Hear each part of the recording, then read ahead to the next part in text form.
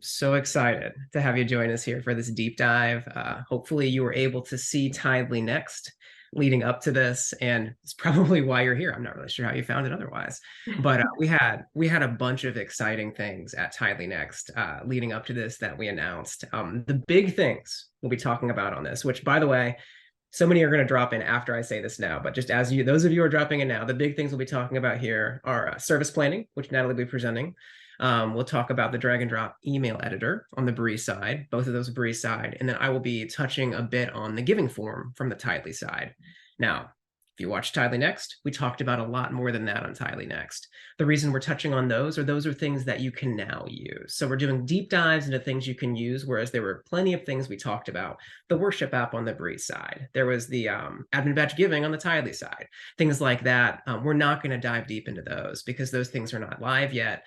Much of both of those are still in development. So just so you know, as you're joining us, the things we'll be talking about today: service planning. We're talking about drag and drop email editor and the Tithely giving form. As you all are jumping in, something I would love to hear, and I would love to hear Jake and you, Natalie, also comment on this, is my question of the day. When do you start setting up Christmas decorations? We're obviously getting close to the end of October. My family is ridiculously passionate. As everyone thinks about this, since I just tossed the question out there, by the way, please use comments to answer this. I would love to hear anybody's comments about when it is and why. For me, it is on November 1st. And this is because my wife and I were missionaries in China back in 2009 and 2010. And something that we lost during that time was they celebrated Christmas, don't get me wrong, but we had no family. And it was definitely a different kind of celebrating Christmas when we were in China. So we felt like we lost a Christmas. So ever since 2010, we've always put a huge amount of focus on celebrating Christmas for as long as possible. So November 1st, we get 2 months of Christmas to make sure we get all of that Christmas in and don't lose any of it, which every year has gotten more and more fun now as we've had kids. We have 2 kids, Sela and Booker, and it's obviously fun to be able to experience Christmas through their eyes as well. So I will now pass it off to you two. I want to hear what you have to say. So for me, it's less about when we start celebrating. I would say we start celebrating as soon as possible too, John. Honestly, when I can get around to start getting the decorations up. My husband has a very hard line on when decorations come down because it really bothers him if he drives by people's houses and there's Christmas lights. I don't know why. So after the first of the year, by probably the 5th or 6th, we have to have everything down because I think it stresses him out and he thinks that it makes us look like we just leave our stuff up all year. I don't know. So we have a very hard line. So yes, I try to start as early as possible so I can get my maximum use out of it, because by early January, it's all got to go. What about you, Jake?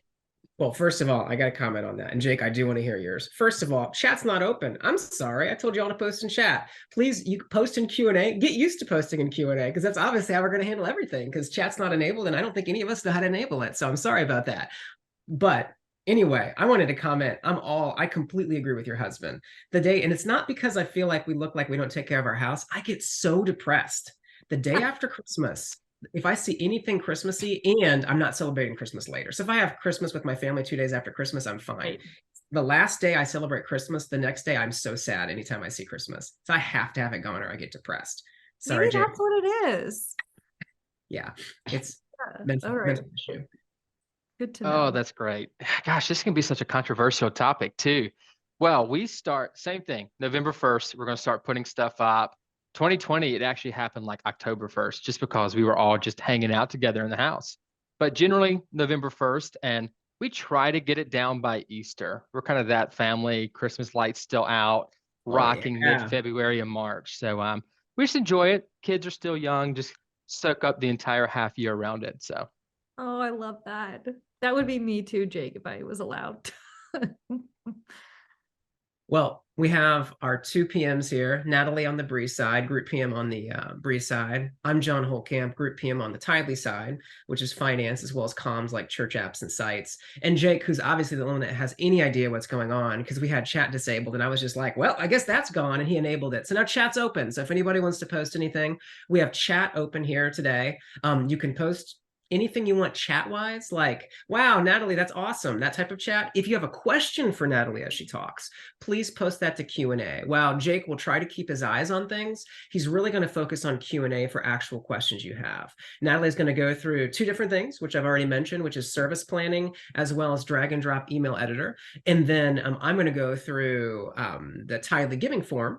And once we go through all that, we'll do Q&A for all of it. So that's why I say, please leave the chat and we will get to it at the end, but that'll help us keep track of it. Obviously, I have no idea. Maybe chat will be quiet enough that we won't need to worry about that. But this way we make sure that we can keep track of it. So with all that being said, I'm actually going to hop over and start our presentation to give a bit of an intro here. So let me get things spooled up on my side here and start sharing my screen. This is going to be a, hopefully feel like a somewhat lighthearted presentation. We want to hear your questions come through.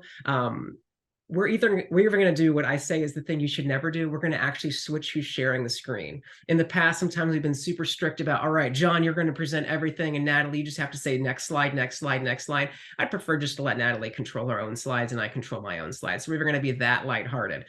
So right now, I'm going to start off here just let you know, this is the Tithely Next deep dive. This is based on what we announced at Next 2 days ago on Tuesday. And when we announced a bunch of things, the big focuses for this one will be on service planning. That will be Natalie on the Breeze side. Drag and drop email editor, once again, Natalie on the Breeze side. And then the Tithely giving form, which is on, obviously, the Tithely side. As for the Tithely giving form, if you are here specifically to hear more about that, note that there is a giving form webinar next Tuesday. So on this deep dive, I will be talking about the giving form, but I will only be doing so through slides because we're sharing this time between Breeze and between the Tithely giving form. On that deep dive, it will be exclusively about the giving form. I will be demoing it, going through everything from sign up to sign in to how all of those flows work, to making a donation, how payment methods works, and everything you can do surrounding all of that. So if you want to go deep with the Tithely giving form specifically, well, we will talk about it today, and we'll also offer time to ask questions today. That will be a great opportunity to actually see a true, real hour-long deep dive into a single product. As you can see here, there is the link you can scan with your camera right now if you want to sign up for that. I did test that, so I sure hope it's working since I tested it myself. And before my next slide, as I kick it off to you, Natalie, I do want to mention, Shane asked who's in Ohio. Natalie and I are both in Ohio. And in fact, we're both in Cincinnati, Ohio. So yeah, we got some Ohio love there for you, Shane. So I am going to stop sharing and hand it off to you, Natalie, so you can start diving into the crazy awesome stuff we have going on the Breeze side. Awesome. Thanks, John. All right. I will go ahead and kick this off. All right, so let's go ahead and get started with service planning. I know that probably a lot of you have gotten a chance to see this already. If you haven't, I am going to jump in towards kind of the end of my overview and do a little bit of a quick demo. And again, ask questions in the Q&A for Jake to help us field. But just kind of as a quick overview, there's going to be really three components to what we've introduced in this first phase of service planning. So I do want to specify that we are going to have at least 3 releases around service planning coming within the next couple quarters. So we are currently in the phase 2 development and working on that right now. And there is a phase 3 coming behind it. But for this first phase, this first release, let's start by talking about how we can create a plan. You can actually create your service plan and start it from either a template or you can start it from blank. So if you've got a template or that you really like for a Sunday service or maybe an Easter service that you want to save for next year, you are able to do that through here. On the service plan, you've got the ability to add songs, scripture items, general items, and notes. To kind of help keep the crew in line. Notes might be something like, make sure we dim the lights or come to the stage quickly, or just anything that you want to have kind of a call out, but doesn't particularly have a duration to it, or maybe, members assigned. And then on each of the line items, a song, a scripture, and general items, you can upload attachments and links. So I'll be showing you how to do that during the demo. But our goal there is in lieu of having Song Select and CCLI in this first phase, you are still able to link out to any maybe like Google Drive that you're utilizing, that you are able to maybe link to a YouTube page or upload a song sheet. So that's kind of our goal in providing that. And I think that there's a lot of use cases for it, even once we do have that integration in place. Okay. We've also got the ability to share a plan. So you're able to download and print kind of a PDF view of the plan. And you're also able to email the plan to any volunteers or any members involved that you think would like to see kind of what the plan looks like for the service. When you email the plan, you'll email not only a PDF of it, but you'll also email a direct link to the service plan within Breeze. So if they are Breeze users, that your members that you need to know, or that are wanting to know about the service plan, they would be able to log in and look at the details of it more deeply. And then finally, saving a plan. Like I mentioned, you are able to save a plan as a template for future use, and then you are able to come in and apply those templates, save you a ton of time, and just help you to continue to stay organized and kind of have a consistent flow to your plans, and also remember what you've done, maybe last month or 2 months ago, or maybe even last year. So those are kind of the big features related to this first phase. And I am going to go ahead actually and dive in to Breeze right now and show you guys a little demo of this before we get into it. Quick question, Jake and John, do we want to save Q&A we'll save Q&A for the very end, or do we want to answer any questions related to service planning as a part of this? Let's save it for the end. Okay, we'll save it for the end. That sounds great. So hold your questions or continue to post them in the chat into Q&A, and we will go through them at the end here. Okay, to get into service planning from Breeze, I'm going to click on my events. And something that I do want to stipulate is permissions for service planning are associated to events permissions. So if you have view permission for events, you're going to have view permission for service plan. If you have edit permission for events, you'll have the ability to add and edit service plans. So just keep that in mind. Okay, I am on the event page. I'm going to use this one here called Sunday Service. I now see this new option called Service Plan. I'll go ahead and click into that. And I'm actually going to start over here. So I'm going to start from blank right here. Okay. So as I mentioned, you've got two different options. We can either start from blank, which is, starting from a brand new service plan. And when I drop in, I've got either the option to start by adding particular line items or adding sections or headers. Or I can come back, I'm using the clear all to do that. Or I can come back and start from a save template. So we wanted to put that clear all feature in there because there might be a time where you come in to start blank and you've added 3, different line items, and then you go, oh, I think I had a great template that I could have used. Let's start over. So that's that clear all function that you just saw. And I'll show it to you again. But if you want to start from a save template, there will be one that's going to be loaded the very first time that you log in there. And it's going to be called the Getting Started template. As you save additional templates over time, those will add to your list. But I'm going to click on this Getting Started template. And this will give you an idea of kind of how the plan can look once it's filled out. So up here, I've got the start time for the service plan. This is pulled from the event start time.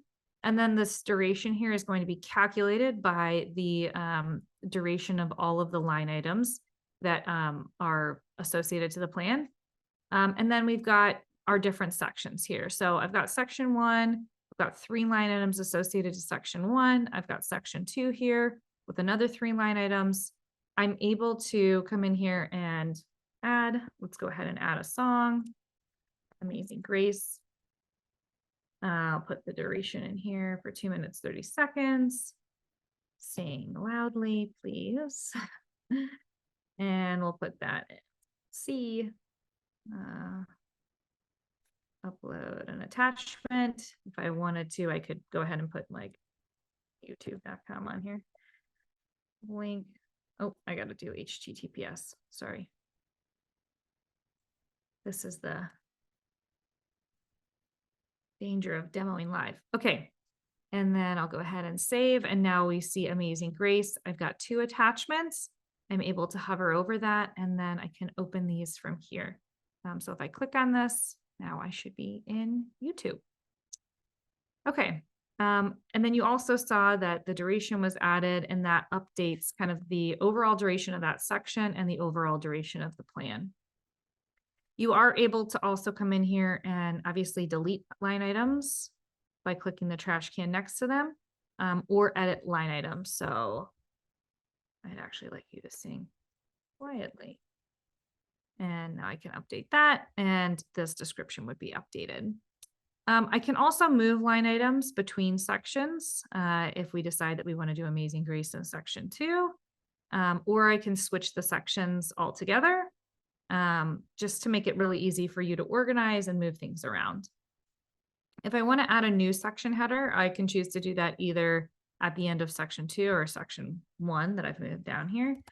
So section 3, and now I've got a new section that I have created, and I can go ahead and drop anything into there that I would like. Okay, so now that we've kind of set the plan up here, like I mentioned, we are able to download and share this plan. So I'm going to go ahead and first click download. And now that'll be downloaded as a PDF. And I can pop in here and view this PDF or print that from here. Or I can come back and hit this more button and click to print. I'm going to not put that in color, and you can go ahead and send that to the printer. And then, like I mentioned, I can come in here and email this template. So I'm going to search for my girl Pebbles, because that's who I'm always sending things to. And I've got the link to the service plan as well as the attachment to the service plan. I'll go ahead and send that to her. So those are our share options on the plan right now. And then you did see me do this earlier. First, what I'll do, I'm actually going to show you the save as template. So let's create a new one, deep dive template. Deep dive. And now I'll show you if you want to clear this and you want to start from a new template or you want to start from blank. This is what I was doing earlier, clicking this clear all. I'm going to go ahead and clear this. And now I'm back to the starting point, and I'm going to use that deep dive template. And bam, we are back to where we were.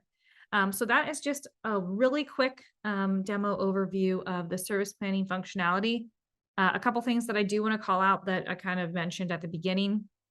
Phase 2 is adding song select CCLI functionality. So when you come in here to add a song, you'll now be adding, you'll have the ability to add music either from a manual source like you're doing today, or from a CCLI or song select song that you pulled in through that integration.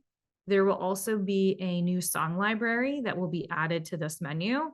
Down here, you'll now have a song library where you're able to manage all of the music that you've used previously or any of the music that you've pulled in from Song Select. And there will also be a new view on the service plan. So today, the service plan, you're looking at all the line items in kind of a singular view. There will be kind of a new filter on here to look at the plan in almost a set list view. And what that will do is really strip out all the other data outside of the music, so that it's kind of a quick view for you to say, okay, here's what my set list looks like. Here's what the, here's the order of songs, and just have a really easy and quick view of that. Okay, I think that is really the lion's share of what I wanted to cover from a service planning perspective. And again, I will come back to questions here at the end. So continue to post those as we go through. All right, I am going to go ahead and pivot over to the drag and drop email editor. So for those who are familiar with emailing in Breeze, to this point, we have always had the basic email editor within Breeze. And our goal from this release was to, one, introduce a new drag and drop email editor that really the goal was to replace the need for MailChimp or Constant Contact or an outside third-party emailing software, and allow you to create really slick marketing emails. But then we also upgraded the infrastructure of the basic email editor with the goal of copy and paste, finally respecting formatting. And I know that has been a pain point, so we wanted to clean that up at the same time as well. So I'll talk through a little bit of both of those components. So again, we've got new designed email options within Breeze. The drag and drop editor makes it email to edit and view beautiful marketing emails. You can add images, you can add links, buttons. You can put HTML text on there. You can add social buttons. There's just a lot of great tools associated to this editor.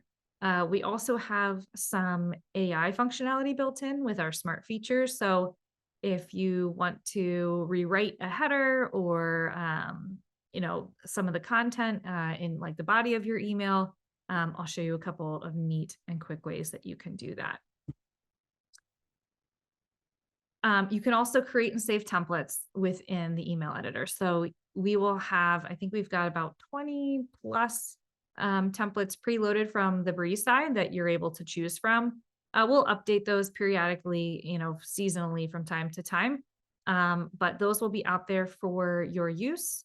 And then you can also create and save your own templates as a part of the process. So if you've got like a weekly newsletter that you always do, I would definitely encourage for you to save that and for that to be kind of the place that you work from on a continued basis. I think that will probably be the slickest way to make sure that you're kind of keeping a consistent message. And then, as I mentioned, again, we do have updates that were done to the basic email editor. So we rebuilt it for higher reliability. Again, on that copy paste, I know that has been a real pain point for folks. So I am going to jump in and just kind of show you where these new components live and some of the different features within them. Okay, so I'm going to hop over to Breeze here. And I'm going to come back into people. If you have been playing with the new email editor at all to this point, you may have found that in some places throughout Breeze, you still find the legacy email editor. The goal is for the legacy email editor to be completely replaced across all the different entry points. I believe like we've updated in tags recently. But the legacy email editor is still hanging around, especially in some of the giving and financial places within Breeze. And the main reason it's still hanging around is one, we want to make sure that when we replace it, we do it correctly, because especially on some of those more important functions like sending, giving statements, we really don't want to screw it up.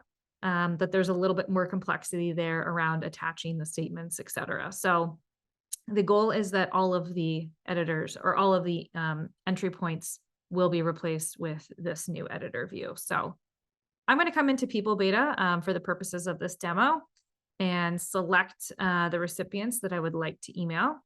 And I'm going to go ahead and click email. And I've got these two different options here. So I've got either the basic editor and the designed email editor. I'll start with basic here quickly. One of the things that I did want to call out, if you are an early user of this, this new release, you may have seen that the templates from your previous email editor were not loaded. They are now.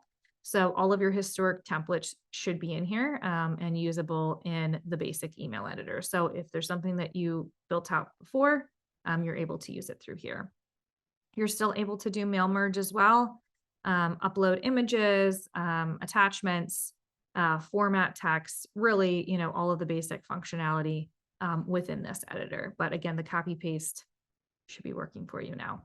One thing I do want to call out, when you right click, there isn't the option to paste at this point. We are working on that.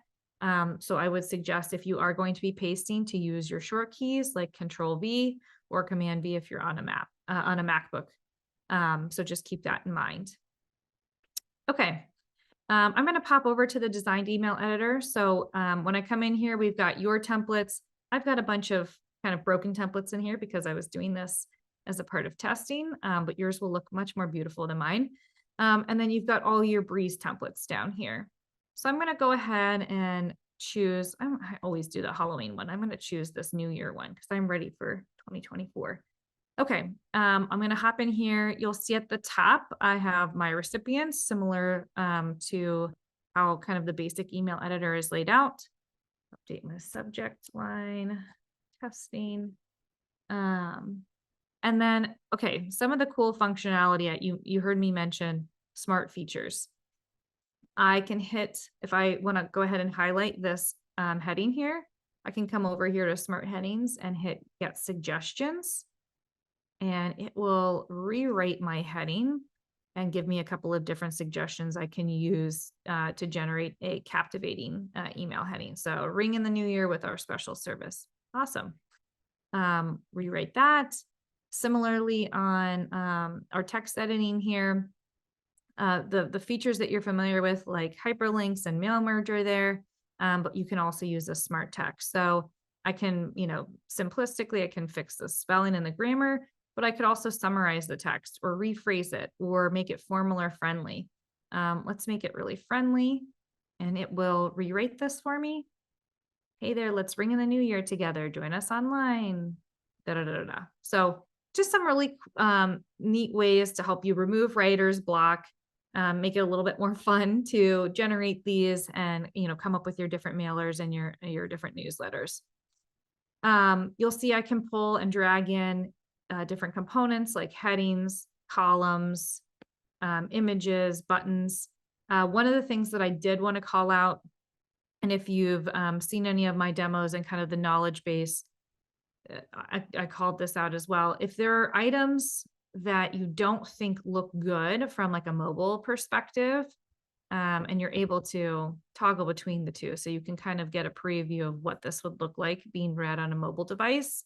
Let's say, okay, this header looks really big and I just don't think it makes sense in the flow.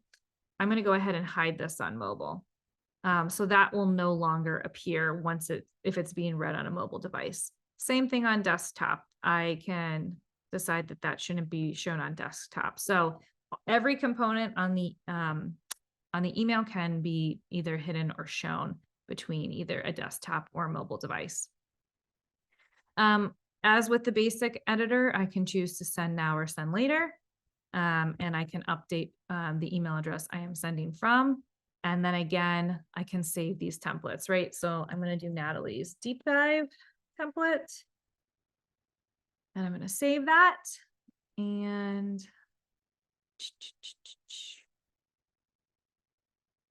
now I'm going to come back in here. And I've got Natalie's deep dive template right here. And I can go ahead and drop back in and start from where I left off. So that is really just kind of, again, a quick overview of both the service planning phase 1 functionality and the Breeze drag and drop email editor. So I will look at the questions here in a couple of minutes, but hopefully this will make your planning process and your communication process just that much easier. But yeah, over to you, John. Awesome. And let me take over the screen, Natalie. Okay. There we go. And get my screen sharing going. All right, so at this point, we've gone through service planning and drag and drop email editor. Those were both Breeze focused. And by the way, Jill, I know we have a question from you about this. We'll touch on that as we get into Q&A. So before we do that, I'm going to quickly touch on the giving form. So I'd mentioned this at the start, but I know some of you have jumped in since then. There is on Tuesday of next week, we're going to have a Tithely University specifically focused on the giving form, where I will have an hour to talk just about the giving form. So in that, I will actually go through demos similar to what you saw Natalie go through, diving through everything I'm talking about here, but in detail with the form. Right now, I just have a few slides to show you, and then we'll go through Q&A for both Breeze as well as the giving form. So with that being said, 4 things I want to touch on about that just make the giving form like next level, and some of you I know are already using our current giving form and are moving up to the new giving form. Some of you may only be using the new giving form, but so this could be news to you, or it could be something you're already using. But either way, one of the first big things that we're so excited about with the new giving form is the localization options we have with it. And something that's great about the localization options is, one, it's not, I know someone even mentioned this on Tithely Next, I saw in the comments, it's not bilingual, it's supporting multiple languages, and it's going to be able to continue expanding from there. So right now, it's not just starting with support for Spanish, it's support for Spanish and French, and it's built in a way where we can easily scale languages out, adding more and more in. In fact, if you were in our QA environment, you would see many more languages that we're building out even now.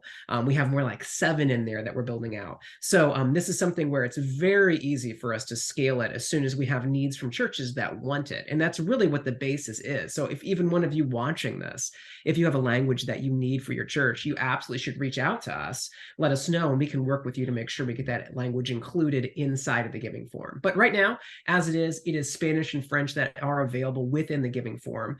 Something that I love about it, one of the questions we had come up throughout early access, and then even as we started introducing the form to churches, because we had a slow rollout to a few hundred, then to a few thousand, to 10,000, and to everyone, questions that came up there were, how is the language chosen?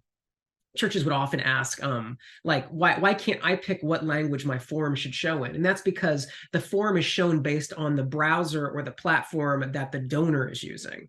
So the donor has chosen what they want to read in, what language that is, and the form will be set to that language, making sure it's correct for them. Because even if you're a Spanish-speaking church, that doesn't mean you don't have a French-speaking, English-speaking donor who wants to see the form in their language. So it will base it off of that. However, in the top right corner, regardless of where you are in the form, will give the donor the ability to switch what language is shown. Something that I love about the way it's implemented is it's not just that donation flow. So right here, neither of these screenshots, watch, I guess one of these screenshots is, one of the screenshots is the donation flow, but this one shows the login flow, and it's designed so no matter where you drop into this, the donor will know what to do because it's going to be localized on every single screen, on every single field of the form. The only places where you won't see it localized are specific things that you set up as a church. For instance, like a fund name, we're not going to localize a fund name. That's just going to be the fund name you set up. But everything else, all of the different language on the form itself will be localized for the donor using it if that language is set up to be supported. If the language is not set up to be supported, it will always default to English right now. And that's the way the form is set to be used. And obviously, we're continually building this out. If it's important to your church that we don't default to English, that's something we can consider moving forward. But right now, that is how it's set up to work. And my last point here, built to expand, I obviously already said that, spoiler alert, I said it as my first point accidentally, but there you go. That's my third point on this. But either way, this is something since the beginning of the new giving form project years ago. One thing we desperately wanted to have was great localization support. And I'm so excited to be here on the other side of it with the form now available to every church and know that, man, it is expandable. We see it expandable in the background. And we're able to launch it with 3 languages, not even just 2 languages supported. Next up, let me see here if I can find my cursor. There we go. The sign-in, sign-up flow. Wow, obviously, as you think through the giving form, the thing your mind goes to is that the page that we showed before, and I'll even just go here. This page you see here where you're entering the amount, the fund, the one-time gift or recurring gift and details that your church is asking for. It's so important to have a seamless sign-in, sign-up flow. And this is something that we have spent so much time making sure is as frictionless as possible. And what I mean by that is, regardless of how someone comes into this flow of signing in or signing up, the form will walk them through so it doesn't feel like, I'm going to say, it won't feel like they made the wrong decision. And what I mean by that is, what if someone already has a Tithely account, but they come in and say they want to sign up? A real scenario of this type of thing happening would be someone has gone to a different church in the past, they've moved for their job or something, and now started coming to your church. If that other church had Tithely and your church has Tithely, as they come to your church and want to start giving, they're going to think, oh, I need to sign up. because I'm at a new church. Why would they ever think I need to sign in? Very few would see a Tithely logo and think I'm just going to sign in with my Tithely account. So we wanted to make sure that even in that type of instance, it would feel very seamless, where as they did that, we would ask them for the details we need just to get them signed in. So if someone tried to sign up with an email address that already exists in our system, we'll walk through and verify that email address and help them get in. And they won't even realize that they made the wrong decision. And then they'll land inside of your church's giving form, but they'll be logged in with their existing account. The same sort of thing happens on the other side. What if they tried to sign in with an account that didn't exist? It will also walk them through that flow in a very seamless way. And then there becomes very complex flows, because you can have a phone number associated with an account as well for easy login. And even walking someone through paths where you could accidentally end up with 2 phone numbers on your account, which I won't go too deep into that, but just showing how deep this paths go. All of those, the donor should feel it just makes perfect sense. They get somewhere and they never feel like they hit a wall. They just get into your form, because it's important to us, if they chose instead of giving to log in, that it's as frictionless as possible. So huge focus, and very excited about where we landed with this. Another thing is the entire flow is designed to be passwordless. Now, as you land into the flow right now, it is possible for a password to be entered. So we do ask that, or we do allow a donor to enter an email and password, but we also don't require a password for account setup or for account sign in. And that's because right now Tithely is really moving to be way more passwordless. And honestly, this isn't unique to Tithely by any means. This is obviously what you see throughout tech, is just making it easier for people to get into any product without needing a password, whether it's easy login with phone, which is by far my favorite, easy login with email, but also social, which is just another form of email, logging with Google or Apple or something like that. So moving that direction. And by doing this, we're making everything way more compatible. And honestly, Jill, this is going to go a little bit into what we're even going to talk about here in Q&A as your question comes up, is by going in this passwordless direction, it's really allowing all of our platforms to become way more connected. And this is just one piece of how the giving form side of things is able to be connected into everything way better as we move into a passwordless world across platforms. All right, that's what I got for sign in, sign up. Now on to the giving form editor. And honestly, each of these things, I think I could give an entire webinar on just each of these slides, because they're so huge, and just how they're monumental upgrades to how our existing giving form has become our new giving form. With the giving form editor, first of all, it's very important to us that you're able to do everything you were able to do with our existing giving form, but to be able to do it with our new giving form.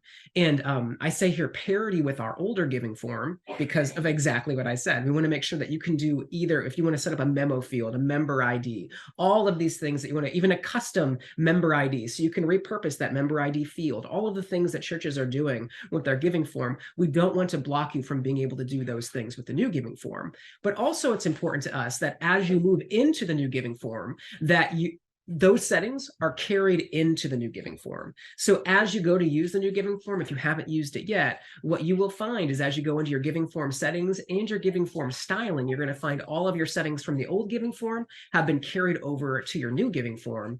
And now you will actually go into the new giving form section of your dashboard to actually even edit your old giving form.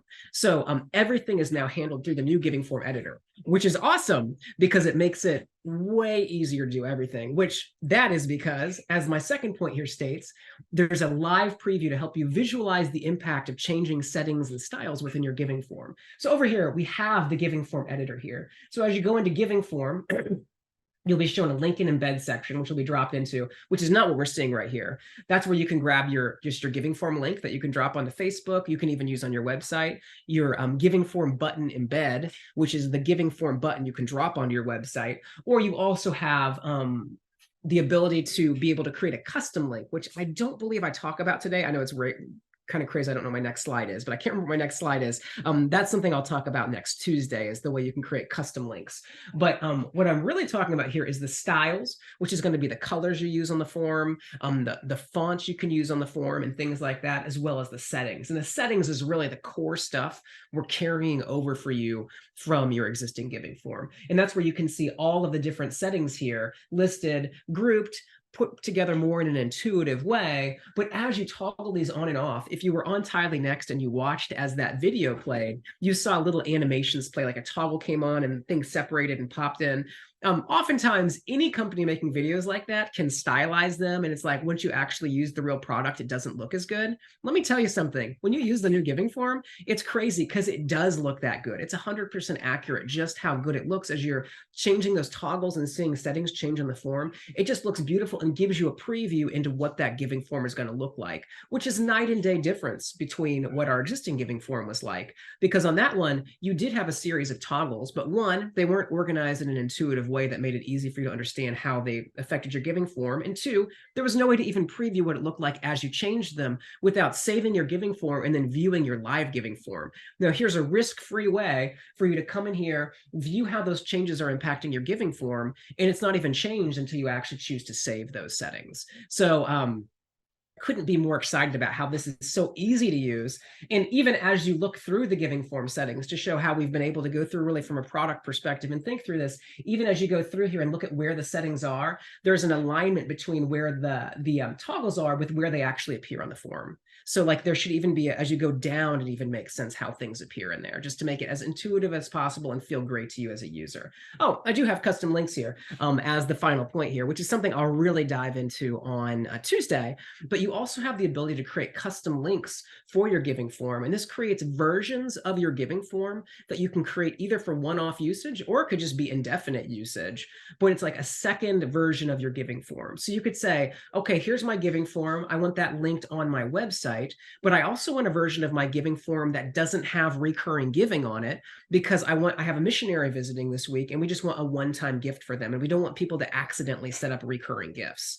And by the way, this came up because of the time that our giving form was actually in early access, and it was a request that came through a number of churches. We've always wished we could hide recurring giving for specific use cases. Well, sweet. Our giving form is now built in such a flexible way. We have a space where we can have you set this setting, and we can also hide it because the giving form itself is that flexible. So it's really cool. And hopefully this might get your mind thinking, oh, wow, like with a way that you can create these one-off giving forms, you can do anything. And it's true. Like the world is open to us now of the way that we can support churches, which there's very little that gets me more excited than that, of having the ability to do something like that. So like I said, next Tuesday, I'll really talk through the customization, even take you through that widget.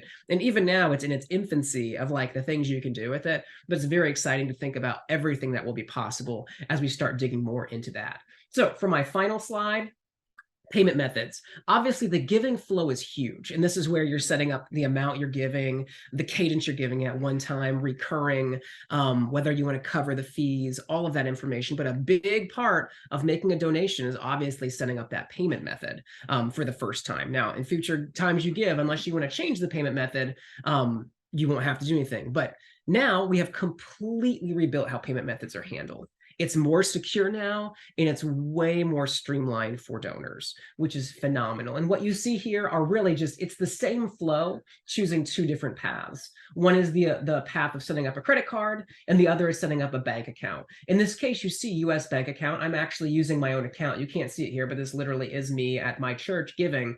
But when I choose bank account, I see a list of banks and I can choose one. And honestly, you could do something similar to this before. It's just way more streamlined the way it works now. Or I can choose card, or if I'm on Chrome, in this case, Google Pay. If I'm in Safari, Apple Pay. If I'm on my iPhone, Apple Pay. Just keeping things as simple and straightforward as possible for doing that. But I mentioned this is my account in the US to my church.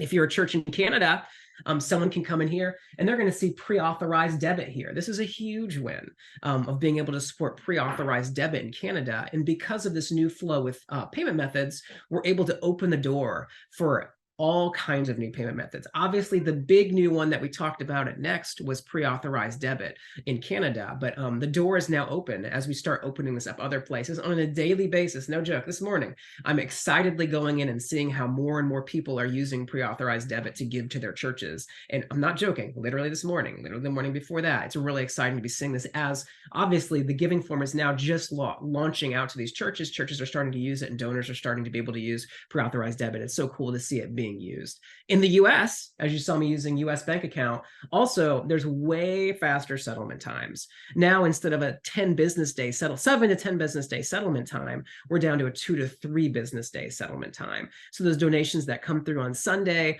are settling within that week, and before even Friday they're settling. And we've been closely monitoring this just to make sure it's accurate. A little asterisk I have to put with this right now, which we even mentioned in Tithely Next, just to make sure it's entirely clear to everyone. This 2 to 3 day settlement time is currently only happening for one-time donations. So someone drops into your giving form and gives a one-time donation, it will have that settlement time if they give via ACH, via bank account in the US.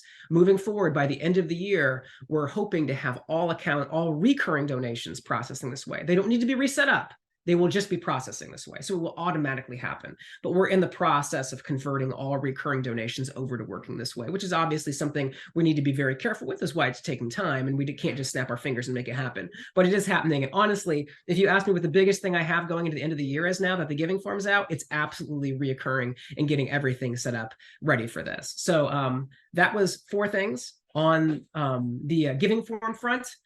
Like I mentioned, I'll have a lot, and I'm going to show a slide after we do Q&A. As we're closing, I'll show a slide which has a QR code for you to sign up if you want to join that Tithely U on Tuesday. But for now, let's go into Q&A. I'm going to hand it off to you, Jake, and you can start asking questions. Yeah, great. So I'll start with some of these Breeze related ones, and then we'll jump over into some of those giving form questions that we had come through. So one of the questions that I saw mentioned a few times, and this is really 2 or 3 questions that are probably going to be wrapped into one, but this is around is there going to be price increases or price changes as service planning is rolling out? And part 2 of that question is, should we expect to see any integrations with other services like Planning Center being able to be pushed in, or possibly even, I know I've seen this some too, of working with presentation softwares, things like that? Yeah, so from a pricing perspective, the release and the phase that you see out in production today, our intention is to keep that functionality core, and to be free. But as we do build on and we build in the integrations with CCLI, Song Select, Pro Presenter, as we do release the worship app, we will probably reevaluate and look at whether we bundle that as an add-on, those components as an add-on. I do think that the pricing would be relatively nominal if we did do that. But if I tried to give you a price right now, I would frankly be guessing. So I do think that there is potential for those components in the future to have a price associated to them. But what you're seeing out in production today, the goal is that that's core functionality and will be usable as a part of the current price plan that you're on today. Oh, and then your second question, integrations. From a planning center perspective, I think, obviously we would love to see folks importing their data from Planning Center and then using Breeze Service Planning, ongoing. I certainly can see us building out, a very easy way to do that from an import perspective. We don't have that on the roadmap for this year, but that doesn't mean that it's not something that we are definitely cooking on and trying to figure out the best way to do that. I think if you are really serious about moving over some of your details from Planning Center, Jake, don't get me in trouble with anyone on the CX side, but maybe call CX because they might have a great way to help you do that. In the meantime, 100% we want to pull in an integration to Pro Presenter, maybe some other presentation software. If you are in the Facebook group, I did put a poll out yesterday on what presentation software you might be using. So I would love to hear from you all. And we're just going to kind of build an order of importance around, how many folks are using what, but certainly that is the intention to build that out as well. Excellent. So I have one more service planning question for you, and then an email question for you. Yeah. And then we'll move over to those finance forms questions there. But will the next upgrade for service planning, or down the road in the roadmap here, is there going to be the ability to designate who is leading a song, reading a scripture, delivering the sermon, etc.? I know we have volunteer management, but are we going to see any of those kind of bleed over into service planning? Yes. And hi, by the way, Wiley, I saw that question's from you. We have met before. Yes. So in the next phase, there will be a led by field associated to the song. So you will be able to kind of stipulate who is leading the song. I do want to build on that work though, and have it be more built in and automated in relationship to the volunteer management functionality that's already in Breeze. That's going to be a little bit of a longer pull in the tent. So we are working through kind of how we can stair step into that.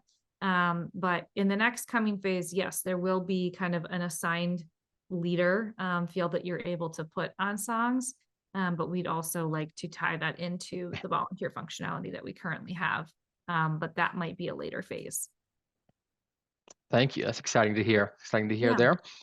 And then an email question for you. Yeah. This is one that we've got a few times in CX world, and I'm sure there's several people who may not have asked this question, but maybe thinking this. On the Breeze new email editors, is there an unsubscribe link built in for recipients? Yeah, so there isn't currently an unsubscribe link. I think, Jake, I appreciate you sharing. There is a knowledge base article out there about kind of how to work that unsubscribe workflow currently. The reason that we didn't put a link onto the template is because we don't kind of have the backend infrastructure within Breeze right now to store that unsubscribe, to manage that unsubscribe in kind of a database within Breeze. We know that that's something that we need to do and upgrade. But that is not a part of this drag and drop functionality at this point. Thank you. Thank you for sharing that. Okay, so we are moving over to John. We have some finance and some giving form questions here. So we'll start out with Jill's. I don't know if you fully answered this question or not already. I think you touched it there. But what are the two different platforms for creating service flows? Should we be using these different ones? And then in that, this may be kind of both of y'all can answer this, but I saw this answer a question asked later, but with the update to the giving form, how does Breeze giving kind of go into that equation? Should we be using Breeze or Tithely? And then how are these two kind of coming together? You okay Very with broad question. Take it, John. All right. So while I get to live on the finance side of the house, as well as like the church app side of the house as a group PM, honestly, one of my biggest focuses over the last 6 months and will be over the next like year and a half is just on how do we combine our platforms so they all work together. So I realize you want me to, I mean, what would be great? Wouldn't it be wonderful if I could just show you a picture of what this looks like? Trust me, I wish you could show me that picture. But I love solving big complex problems, and we have obviously brilliant engineers on our side, and also product. And one of our main focuses, especially at Natalie and I's level, is for us to be solving this sort of problem. So no joke, we were in a meeting having to cut it off about this specific thing coming into this call right now. And on a weekly basis, obviously we're going through that. We have a document that's like 20 miles long talking through how we do all this. And we're actually in the process of building out how we connect everything. So that doesn't really give you the clarity of exactly how do Breeze Giving and Tithely Giving and Breeze products and church apps and sites and everything work together. But I will say in Tithely Next, as you watched it, you saw us talking about, hey, now from Breeze, you can get a site. Hey, now from Breeze, you can get a church app, and your members are actually able to access their member profiles inside of Breeze from that app, which is a Tithely app, right? You're starting to see the platforms come together. So you're already starting to see the phases. But unlike service planning, which is, 4 phases, we're talking it's 2 big chunks across like 25 phases.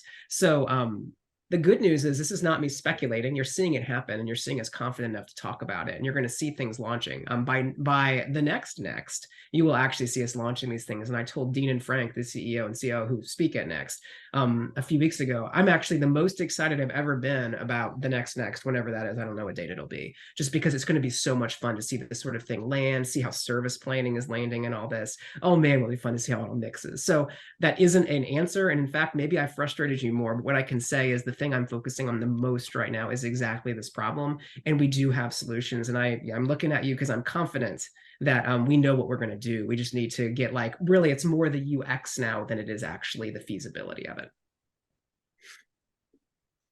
Thank you. Yeah, that's great. Yeah. Natalie, Go ahead. Did I say anything wrong? No, the only thing that I would call out is from sites and apps. Those two things are coming. They're not current functionality within Mhm. Breeze, but they are coming. And just to kind of, piggyback on what John said, Tithely giving is obviously separate from Breeze giving at this point. But to what, John's point, we're trying to bring those two worlds together to bring the best of Tithely and the best of Breeze into one unified platform. So that is, our huge focus at this point from a full enterprise perspective. Yeah, thank you for that clarity there. And I can even say from the CX side that if you're already using sites and apps, there's ways that Breeze can already have things embedded and integrate into your sites just as it would with any other site. So there's definitely some options that you can even start doing now, like the giving forms and things like that. So already some exciting things that you can have rolling there too, even from the CX perspective. But next question, and I think you may have answered this one a little bit, but I saw this one come in twice. So we can drill in some more clarity here in general. But will Breeze giving forms ever look and function like Tithely giving forms, or is there ever going to be like an integration for Tithely giving forms into Breeze? We can't really say anything specific on this front because it really goes exactly into what I just answered. And Shane, Mhm. I so appreciate you saying I have a very political answer. It sounds like I'm just continuing down I'm about to run for office here if we keep this going down this road. But on this front, I mean, we're merging those two. We're figuring out how that's going to work. We don't have the answer yet. So my political answer has to stay political, but I'm not joking when I say I was on 2 calls this week specifically on this topic about like what's it look like by the end of next year, what's it look like going 2 quarters into the following year, when it comes to this sort of thing, and how do we make the right decisions now so everything is merging well by then. So once again, it's more of a UX UI, which is probably what you're most curious about. It probably matters way less to you what the tinkering of engineers are doing. It's more of what's the experience going to be like for you, and that's what we're still sorting out. Thank you. Yeah, sorry to throw that one back at you again. I just saw it come through several different ways. So I just want to make sure we were all on that one together. So thank you. I think this may be one of the last unique questions here, but and I think we covered this a little bit as you're walking through, but can you set up your giving form and then test and make sure everything is working as expected prior to releasing it to members to use? Absolutely. So if you're already in, this question could be asked from multiple angles. If you're an existing Tithely church who uses the Tithely giving form, not the new one, but the existing one, you can keep using that on your website. And then you can take the new giving form link. So go into giving form and grab the link and just go use it somewhere. Just go put it in your browser, Chrome, Safari, whatever, and use it. And you can see what the flow looks like. You can give through it, and it will have no impact on your existing giving form. So it's completely safe to do that way. And also, if you use a Tidely site or any other site, you can even grab that giving link or the giving button code and drop that in somewhere on a hidden page. I literally was doing it today with a WordPress site, testing some things on WordPress, grabbing a link for a church and putting it into that site. So, I mean, that's how safe it is. It's some random church. I obviously don't want to break their form, but it's so safe for me just to grab a random WordPress site and drop it on there to test something on WordPress. So yes, completely risk-free to go use either of those, either the link or the form. What I would say is if you go start changing settings and you click save, that will impact your legacy giving form. I'm saying legacy, I'm trying to avoid that, your existing giving form. So as you go out and start changing settings and click save, that will update the settings. It won't break your form, but it will maybe make a memo field show up or something. So do be aware of that. You can use the form, test the form, but once you click save and you've changed settings, those settings will be carried through to both forms.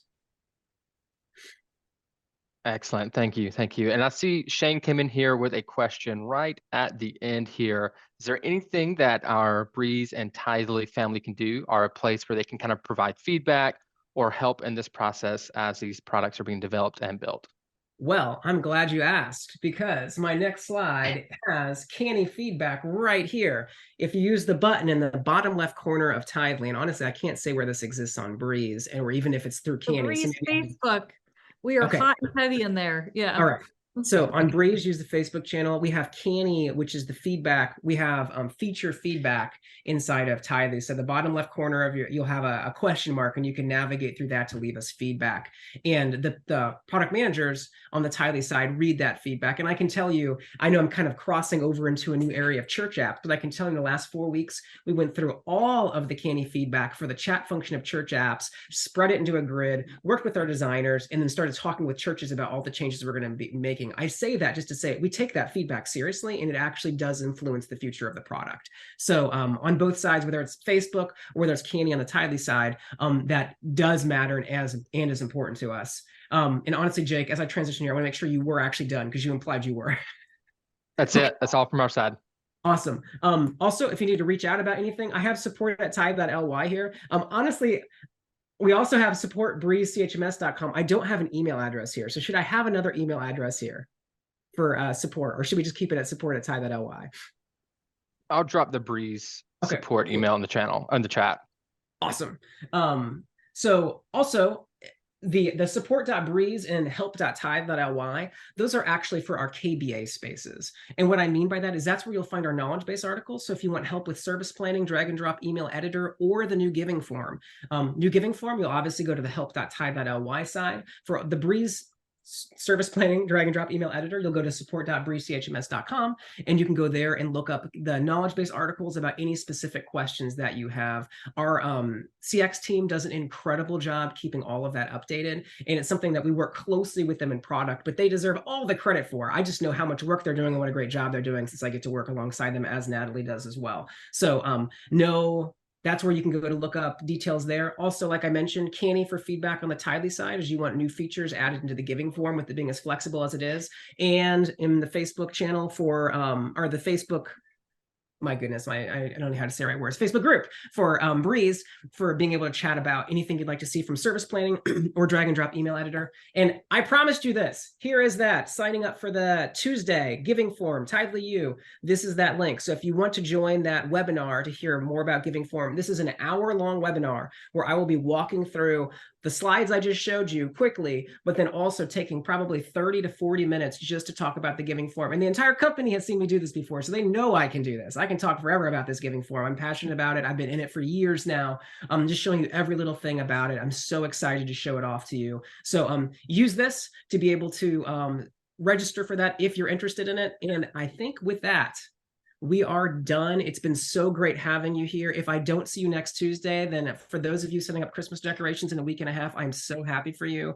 And I'm sorry for you that wait a month and a week and a half to do it, because you're missing out on so much goodness. It's been great. Thank you for joining us. Have a great day. Thank you, guys. Bye.